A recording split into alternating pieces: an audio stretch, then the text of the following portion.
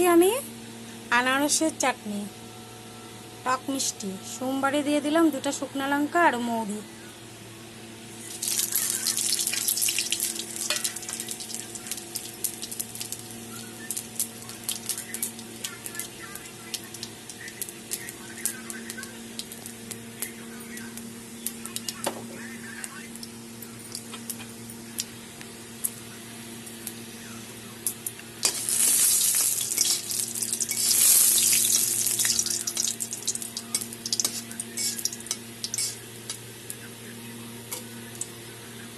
সোমবার আমার হয়ে গেছে।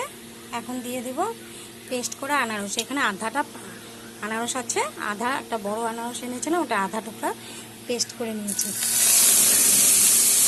দিয়ে দিলাম মিক্সিতে, আর দিয়ে দিলাম লবণ, আর 1 চামচ লঙ্কার গুঁড়া, আধা চামচ হলুদের গুঁড়া।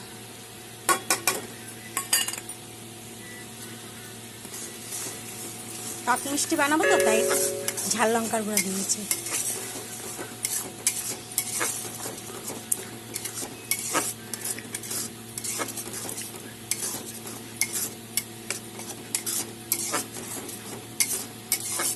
এটা কুচি করে বানানো যায়, আমি পেস্ট করে নিয়েছি। কুচি কুচি করে কেটে ওটাও বানানো যায়। ওটা গোটা গোটা থাকে দেখতে ভালো লাগে না, তাই পেস্ট করে নিয়েছি।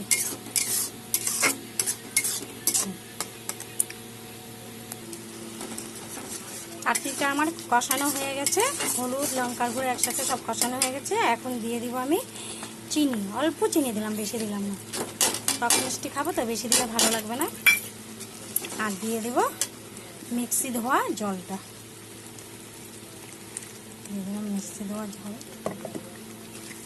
পরে ঘন হয়ে যাবে, এটা পাতলা থাকবে না, একদম ঠান্ডা হলে একদম জমে যাবে। খেতেও ভালো হয়, লুচি রুটি পরোটা ভাত সব কিছুর সাথে খেতে হবে আনারসের চাটনি। আমি প্লেন বানালাম, তোমরা এটার মধ্যে কাজু বাদাম কিশমিশও দিতে পারো, কিন্তু প্রসেসটা একই রকম হবে, একই রকম চাটনি বানাবো। আমি পেস্ট করে দিয়েছি, আবার অনেকে টুকরা টুকরা করে কেটে কেটে দেয়, ভালো লাগে না, মুখে কামড় করে। আমার আনারসের চাটনি হয়ে গেছে, দেখো কালারটা খুব সুন্দর হয়েছে, খেতেও খুব ভালো হয়। তোমরা এরকম করে বানাবে। হ্যাঁ, তোমরা চাইলে কিচমিচ কাজু বাদাম দিতে পারো, আমি দিই না, আমি প্লেন বানালাম। আর এটার মধ্যে যদি মনে করো আরও ঘন করবে, তার মধ্যে কর্নফ্লাওয়ার দিয়ে দিতে পারো, কর্নফ্লাওয়ার বা ময়দা, একদম ঘন হয়ে যাবে। তো এটা ঠান্ডা হলে ঘন হয়ে যাবে।